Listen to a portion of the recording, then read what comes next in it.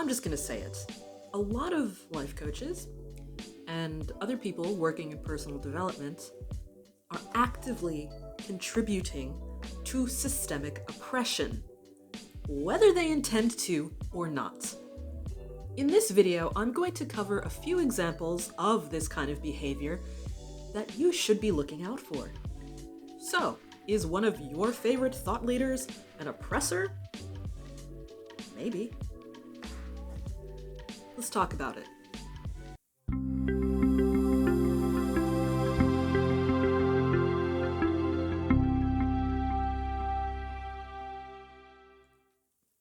Hi, I'm Leslie and I am a life coach based here in Brisbane, Australia. I'm also Black and Latina. Now, if you're wondering how that all relates to the work I do as a coach, let me explain it to you. As a woman of color, to some degree, I wear my politics on my skin. I can't hide who I am, and I would never want to, ever. And this is my full-time job. It's not a side gig, it's not a hobby. So I need to bring all of who I am into this thing that I spend all of my time doing, and that includes my life experiences living as a Black, Latina woman in a lot of contexts where I have just never fit in. Alright, so I have a list of 6 behaviors to look out for, and I am not suggesting that anyone who has done any of these things ever is like Hitler or some evil person, because some of these behaviors are really common mistakes and they're really easy to make by accident. What I am saying is that if you are, or if someone you look up to has a habit of doing one or many of these things a little too much, it might be time to have a tricky conversation. So here's the list. Behavior number 1. Racial gaslighting. Racism exists. Systemic racism exists. It has existed for a long, long time. It's not going anywhere. And there are millions of people in the world who experience the impacts of racism every single day. Multiple times a day in a lot of cases. But there are a lot of people working in the wellness or personal development space who want to act like it doesn't exist, or that we can just ignore it. One example of racial gaslighting in the context of personal development is when people suggest that some act of direct discrimination wasn't race-related, and that by saying it is, Black people or racial minorities are playing the victim or playing the race card or making everything about race, when really all we need is a mindset shift, and that's what's going to prevent us from getting shot down by police when we're unarmed. No.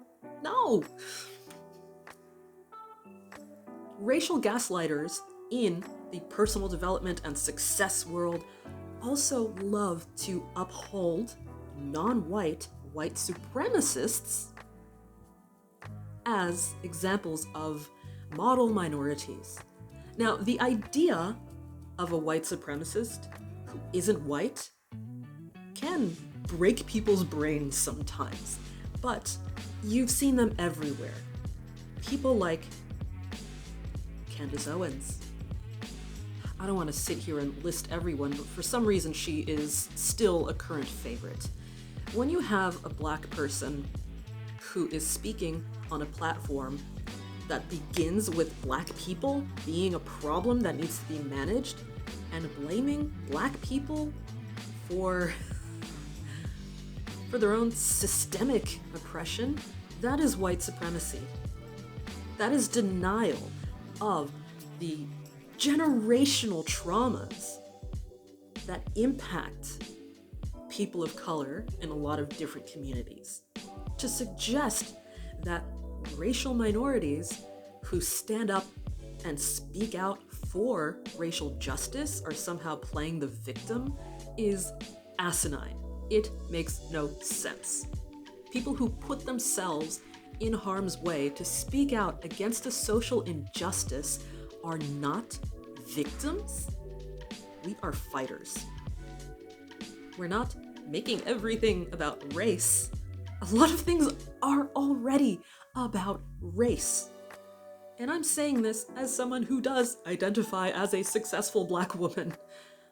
People who do have any sort of platform or any sort of means where they don't have to constantly be on edge that they're, this close to ruin due to someone else's image of them, has a duty to use their voices to empower people, not oppress people by claiming that they're the problem. Behavior number 2. Queer and non-binary erasure. Now, I am not saying that everyone who doesn't explicitly include the perspectives of queer and non-binary people in every conversation about sex and relationships is somehow like some kind of monster. What I am saying is that there are a lot of people in the personal development world who place this hyper emphasis on heteronormative relationship structures and traditionally masculine and feminine traits in a way that leaves no room for the existence of queer and non-binary people. And when that happens repeatedly, that's a problem. Behavior number 3, the big CA. Cultural appropriation. Whew. Where do I even begin? When you've got one of these guru type people who has taken symbols or traditions or certain rituals from cultures that they don't have that generational cultural tie to, that can be very problematic because it's like a whitewashing of these traditions. But sometimes they'll put a smokescreen up by calling them modern forms of these traditions. Oftentimes what that means is they've just removed the cultural significance from these things. I'm talking about things like dream catchers, cacao, either in the ceremonial form or some other form, burning sage, using things like Palo Santo, certain kinds of incantations, or it could be a particular style of adornment that is very specific to a culture that has been subjected to oppression, but now their very meaningful symbols are somehow up for grabs. And that's not cool. Because a lot of times this happens with no compensation to people of those cultures. And it very often happens with no consultation from appropriate representatives of those cultures.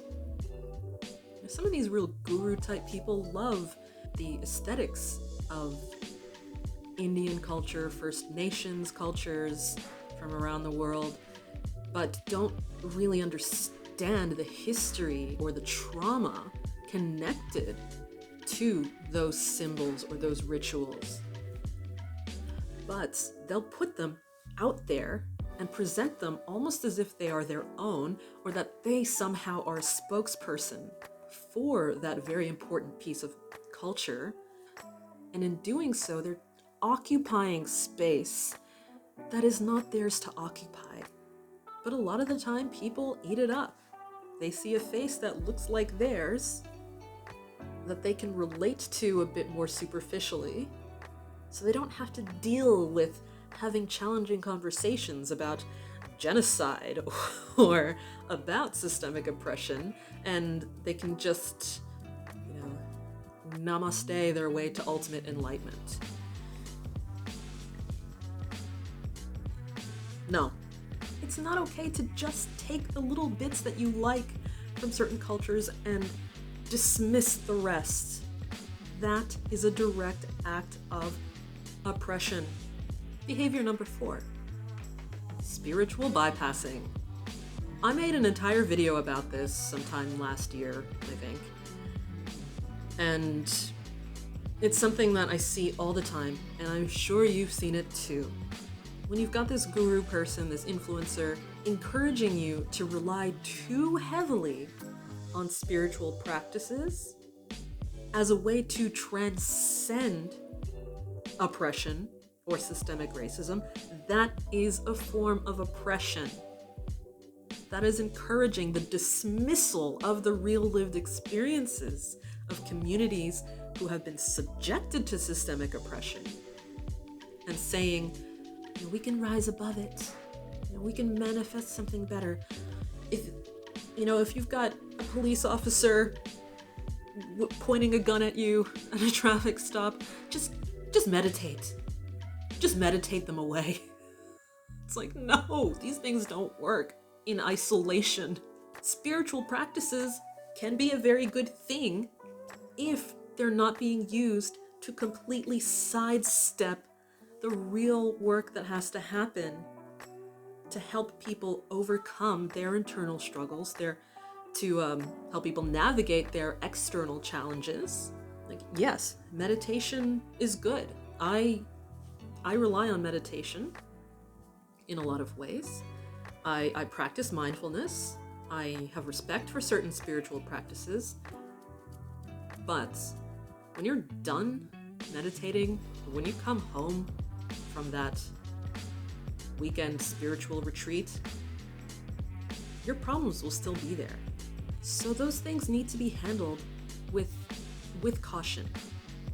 And you cannot tell people whose wellness or success has been impacted by systemic racism, by sexism, by homophobia, transphobia, and all the other things, that they can just live, laugh, love their way out of it, or that they can just ask the universe for something better, or become simply an observer and not participate in what's actually happening in the world.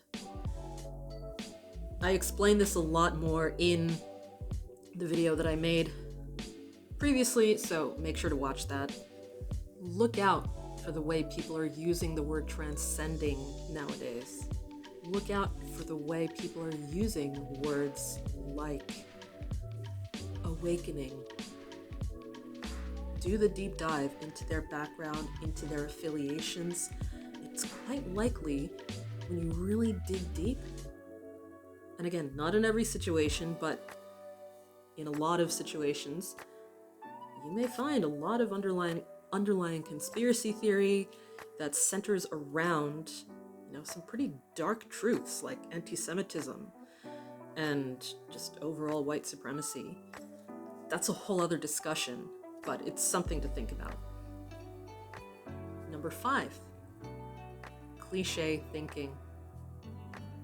A lot of gurus and coaches will try to shut down conversations relating to well-established examples of oppression and human rights violations, actual human rights violations, by saying things like, I don't hold space for that kind of negativity, or let's agree to disagree. Or if they just completely disagree with the point you're trying to make, they'll say, you're just brainwashed, you need to wake up. These are examples of thought-terminating cliches, expressions used for the literal purpose of terminating the critical thinking process. using these expressions as part of a bigger conversation isn't necessarily as problematic as when people try to make the whole conversation about that cliche. Even well-meaning people do this, and a lot of the other behaviors that I mentioned. And then some people will try to defend their queer erasure, their racial gaslighting and everything else by saying things like, that's just how I was raised.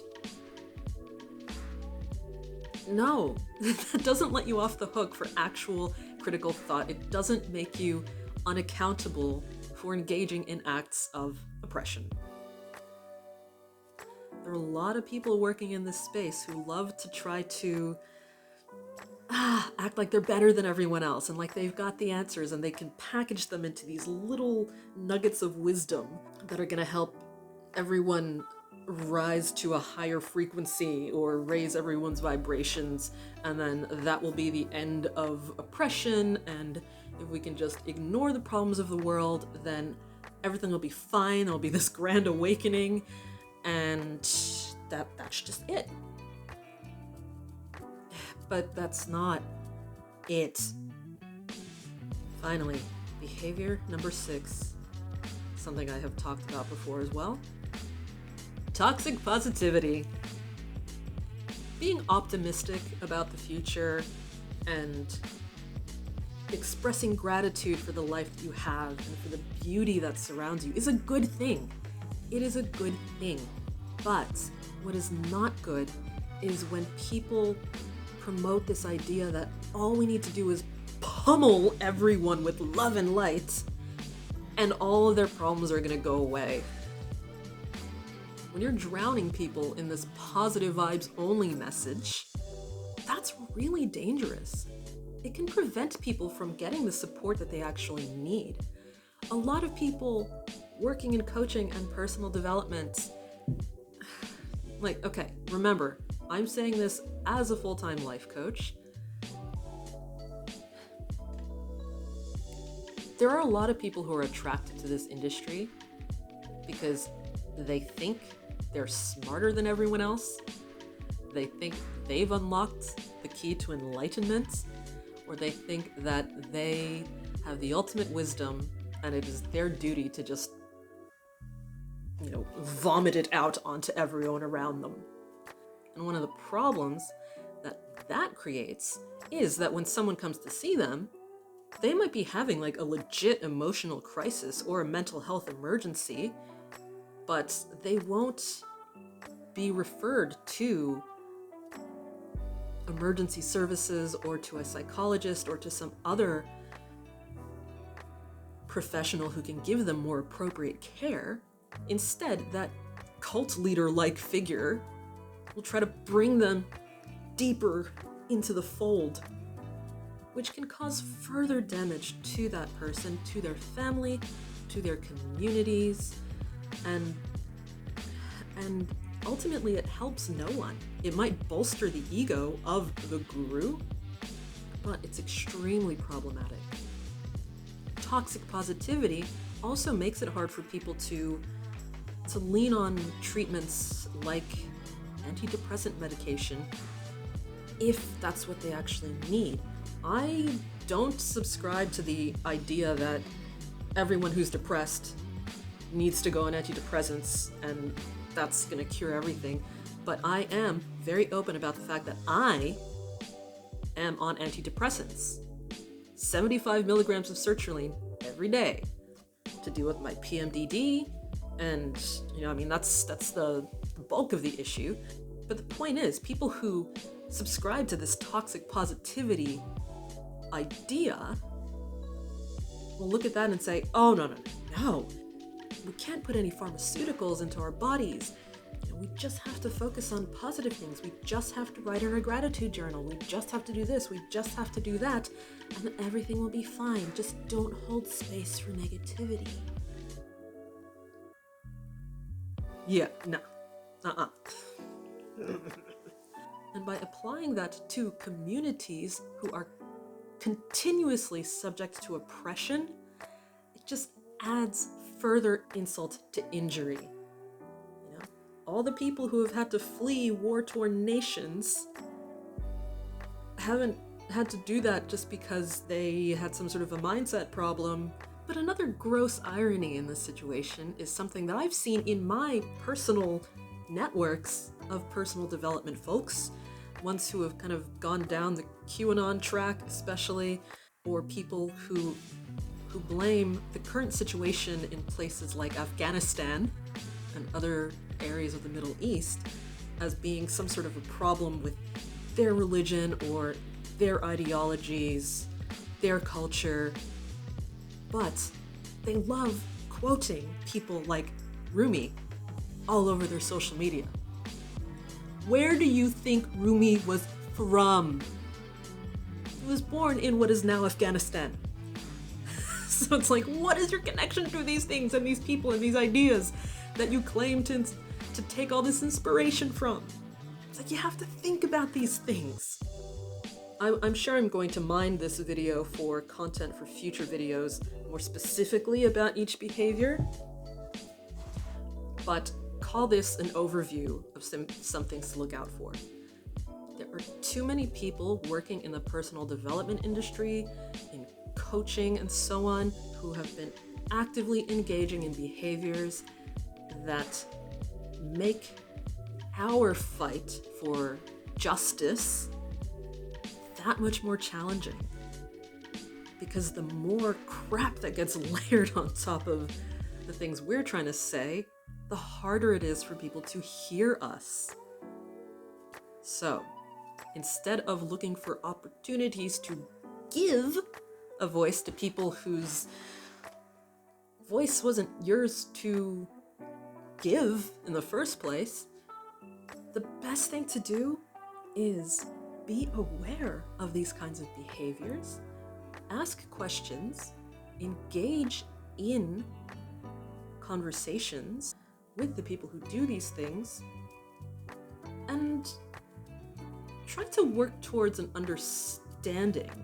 I always encourage people to engage in healthy debates, healthy question and answering conversations with compassionate curiosity. Genuine curiosity, not accusations, not, hey, you racially gaslighted me and now you're canceled. For some people that is a thing that needs to happen, but it's not really something I do, because part of my professional practice is to help individuals and businesses, organizations to navigate complex conversations, to assist people in developing the communication skills necessary to have hard conversations. One of the keys to navigating these kinds of conversations is primarily to listen more and talk less. To understand when it is your place to be heard and when it is your place to do the listening. It's much easier said than done. If you need any help with that, you know where to find me. Alright, I'll see you in the next video. Thank you for watching, and if you found this video helpful, make sure to give it a big thumbs up and share it with someone else who can benefit from it. Subscribe to my channel and hit the notifications bell so you know exactly when I've uploaded a new video. You can also book a free life coaching session with me through my website, leslievcoaching.com, and we can work together online or right here in my studio. Follow me on my socials to keep up with what I'm doing, and please get in touch with any questions, comments, or video ideas you may have. I'm Leslie V, and I'll see you in the next video.